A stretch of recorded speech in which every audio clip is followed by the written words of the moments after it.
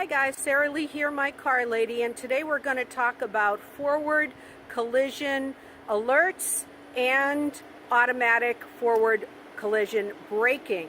Two different things. It starts with your camera and your sensors.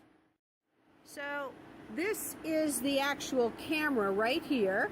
You can see on the front of my vehicle. You hear the car running. You'll also notice the sensors. And these sensors and the camera are set by me for a 2-vehicle length alert. I have the option in my car of setting it without having to be in cruise control. Some vehicles you must be in cruise control in order to have the forward collision alert set. Now I say alert, I don't say braking. Because in some vehicles, the setting will also brake for you.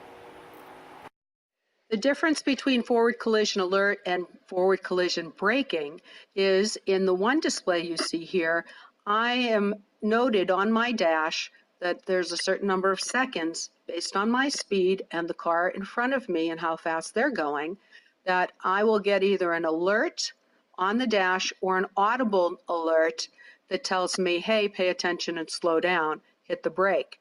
I have to hit the brake, car won't do it for me. If I fail to hit the brake, it's going to continue to go forward, tightening my seatbelt and preparing to launch the airbag.